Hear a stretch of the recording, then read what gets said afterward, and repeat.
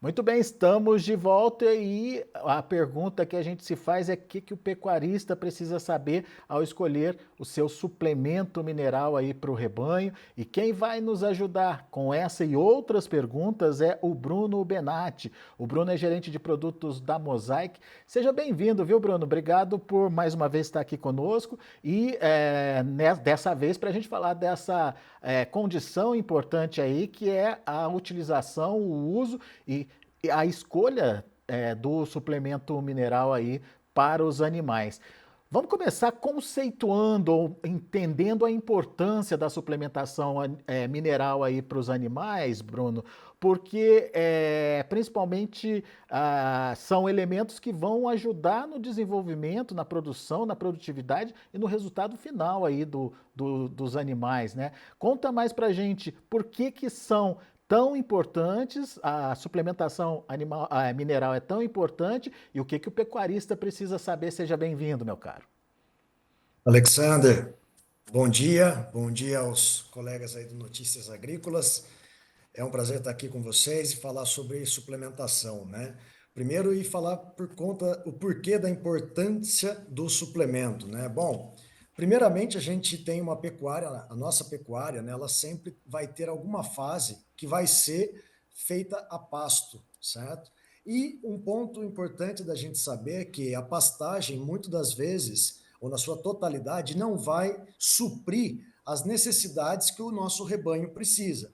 Então, para isso, é importante que a gente atue com a suplementação dos animais, para que a gente forneça entre os nutrientes, entre os elementos que o bovino, né, o rebanho precisa, ser suprido via suplementos. Entre aí, o que envolve aí mais de 12, 13 elementos, mas principalmente o fósforo e o cálcio também, que vão ser importantes para que ele possa expressar o seu potencial produtivo, né, resultando num acúmulo de carne ali, né, numa maior produção. Tem suplemento diferente de acordo com a categoria animal, Bruno? O pecuarista precisa ficar atento a essa situação também? É importante sim, Alexander. De acordo com a categoria animal, a gente precisa saber e de acordo com a fase com que ele está, né? Por exemplo, a gente tem as matrizes lactantes e bezerros, eles têm uma maior demanda por nutrientes como fósforo e cálcio. E isso porque, se a gente sintetizar, se a gente simplificar, o fósforo e o cálcio no animal, ele vai formar no animal, né, os ossos, toda a estrutura esquelética do animal e dentes. Então, esses animais, bezerros, vacas que estão em lactação ou em gestação, né, elas estão ali gerando ossos, dentes, e nessa fase é onde se precisa mais fósforo e cálcio. E isso porque o fósforo e cálcio vai formar ossos e dentes, certo? Para gerar então um animal sadio e que possa então se alimentar da forma adequada e que possa expressar todo o seu potencial genético, né? No corte também é importante, na engorda dos animais.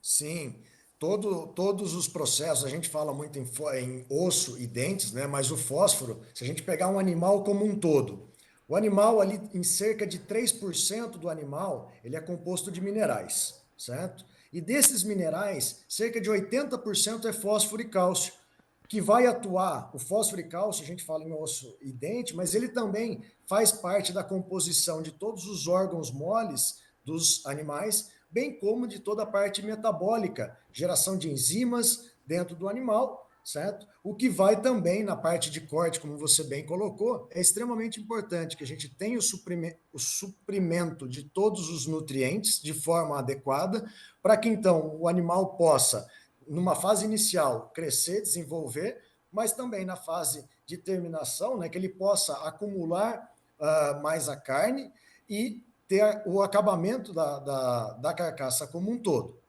Muito bem. Então, ficou muito claro a importância da suplementação. Agora, quando que o pecuarista toma a decisão de suplementar? Enfim, como é que ele analisa e define agora é a hora de fazer a suplementação? Né? Alexandre, esse é um ponto muito importante, porque muitas das vezes tem pecuaristas que optam por não suplementar ou, às vezes, suplementar da forma não adequada. É importante, primeiro de tudo, a gente levar informação ao pecuarista de que a pastagem somente não é suficiente em fornecer os nutrientes. Dito isso, a gente precisa escolher um suplemento de forma adequada para que eu possa fornecer os nutrientes de forma adequada. E que ele possa também escolher um suplemento que atenda à qualidade que ele necessita com o rebanho. Por exemplo, a gente tem suplementos que não que a gente tem que atentar, né, para não ter elementos indesejáveis, para que eu tenha um suplemento que possa fornecer os nutrientes de que o alimento, do que o animal precisa. Então, muitas das vezes tem suplementos que têm os nutrientes ali, mas não estão disponíveis aos animais. Então, o suplemento de boa qualidade, ele vai ter o nutriente, mas vai fornecer, o animal vai conseguir absorver esses nutrientes, né? É, isso que você falou é importante, né, Bruno? Porque às vezes o pecuarista está até fornecendo suplemento para os animais, mas não vê resultado, ou pelo menos não atende aquela necessidade que ele tinha ali naquele momento para os animais dele, né? Isso é muito comum de se ver hoje na pecuária brasileira? Isso é comum, Alexander. A gente estima aí que próximo de 40% do rebanho nacional não esteja sendo suplementado da forma correta. Tá? Então é importante que a gente leve informação, que o pecuarista faça o planejamento dele, né, durante todo o ciclo, que ele faça o planejamento, principalmente agora, numa época de seca, onde a pastagem começa a reduzir a sua oferta. Então, muito importante, mesmo na época de seca agora, que ele faça o uso de suplementos, não somente da linha branca, mas também suplementos proteicos ou proteico-energéticos, para que esses animais não cheguem agora na época de seca, né, e comecem a perder peso, chegando naquele quesito que a gente fala, né, do boi sanfona. Então, é possível que o animal, agora na época de seca, que ele ao menos não perca peso, mas também que é possível ele tenha um ganho de peso sim, fazendo a suplementação correta, com o suplemento correto, com um suplemento de qualidade, é possível, mesmo na época de seca, aquele animal continuar ganhando peso, né? É. Como é que ele acerta essa escolha, Bruno? O que o pecuarista tem que observar ao escolher o suplemento mineral adequado ali para o rebanho dele? Olha, é importante que o pecuarista saiba de quem ele está comprando o suplemento, né? A gente tem diversas indústrias pelo Brasil e é importante que ele pergunte ao seu fornecedor, né, a quem está fornecendo, quem está produzindo aquele suplemento, qual é a qualidade dos nutrientes, dos ingredientes minerais que tem nesse suplemento. Isso faz total diferença. Por exemplo, ele pode solicitar ao fabricante que forneça um laudo daquele suplemento. Esse laudo vai mostrar quais os nutrientes que tem ali, se tem elementos indesejáveis, certo? Para que eles consigam então entender a disponibilidade desse nutriente. Isso porque um elemento, um nutriente, um suplemento de qualidade, ele vai propiciar uma maior absorção dos nutrientes pelo animal. Então, essa escolha é muito importante, que ele atue com empresas idôneas, que ele pergunte pelo um laudo de qualidade daquele produto, e aí, então, ele vai, sim, fornecendo da forma correta, nas quantidades corretas, que o rebanho continue ganhando peso, mesmo durante as estações secas, como a gente enfrenta agora, certo? Você citou aí fósforo e cálcio como os importantes ou os mais conhecidos aí da pecuária. Mas o que na sua dieta ou na dieta do pecuarista não pode faltar, Bruno?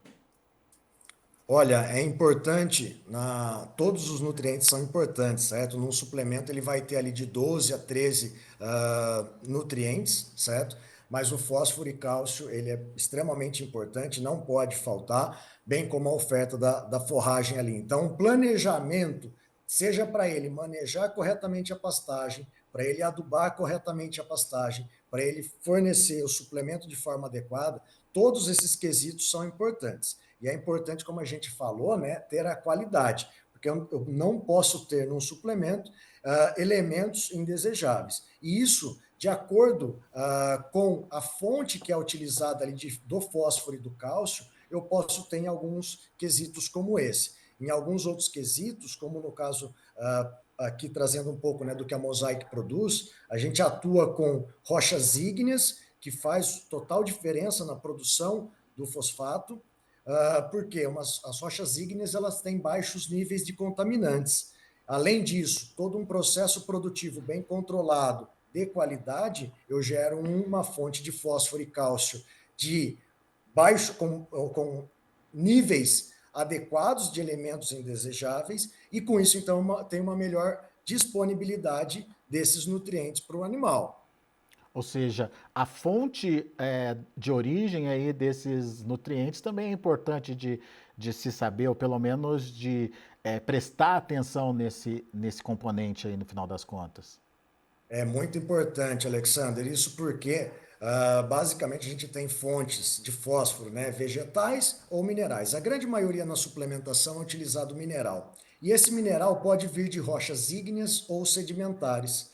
As rochas ígneas elas apresentam maior pureza, enquanto as rochas sedimentares podem apresentar alguns níveis de elementos indesejados. Então, quando a gente utiliza materiais produzidos via rocha ígnea, a gente tem uma maior pureza dos elementos. E isso vai trazer, por exemplo, essa maior absorção, essa maior disponibilidade de fósforo e cálcio. Isso porque alguns elementos indesejáveis, como flúor, como cádmio, como chumbo, arsênio, presentes nessas, às vezes em rochas sedimentares, podem dificultar a absorção de fósforo e cálcio pelo animal. Então, ele, por mais que a gente forneça o nutriente, ele não vai conseguir metabolizar, absorver esse nutriente, e com isso, então, ele não vai expressar todo o seu potencial produtivo.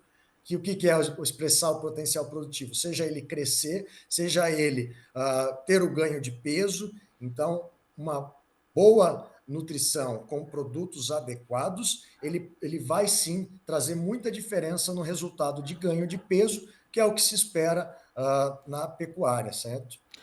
Dá então para a gente afirmar, Bruno, diante dessa sua colocação, que a deficiência mineral pode impactar na rentabilidade da atividade, no final das contas. Perfeitamente, Alexander. Quando eu tenho uma suplementação, um fornecimento não adequado, por exemplo, se eu forneço ali o fósforo e cálcio de forma não adequada, esse animal não absorve, ele pode ter, por exemplo, uma má formação dentária ou então osteoporose. Ou seja, o animal não vai conseguir crescer de forma adequada. Com isso, o ciclo pecuário não vai, a gente não vai conseguir encurtar o ciclo pecuário, esse animal vai ser para atingir o nível de abate, né, o peso de abate, ele vai levar ali os seus 3, 4 anos.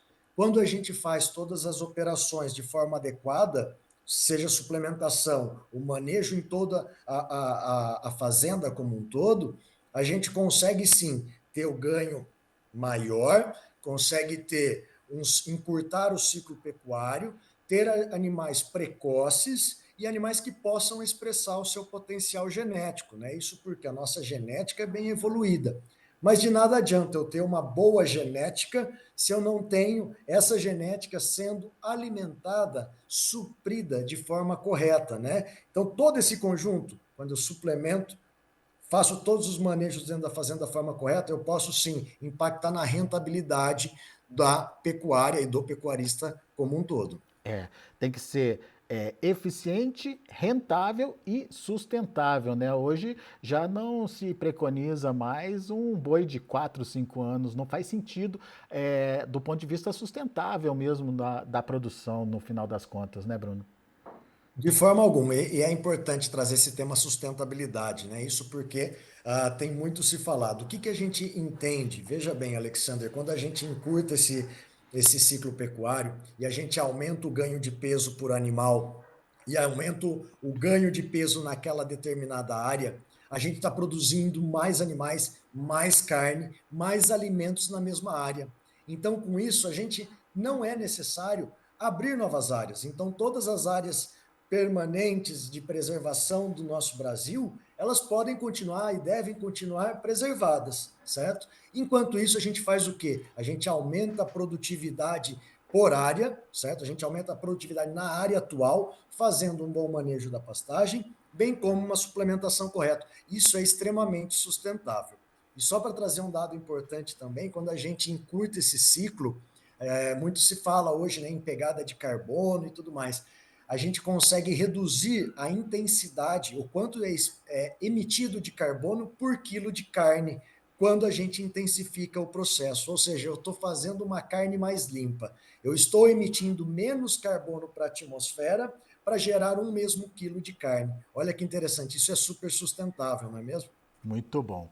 Show de bola, show de informação. Bruno, obrigado por estar aqui com a gente, participando desse quadro do Pecuária e Mercado. Manejo eficiente no final das contas também é dinheiro no bolso para o produtor. E fica o convite para voltar mais vezes, para trazer as novidades para a gente, enfim, para contar mais detalhes desse segmento tão importante que é a pecuária brasileira. Volte sempre, Bruno. Obrigado, Alexandre. Eu agradeço o convite, estamos à disposição. Muito obrigado. Até a próxima.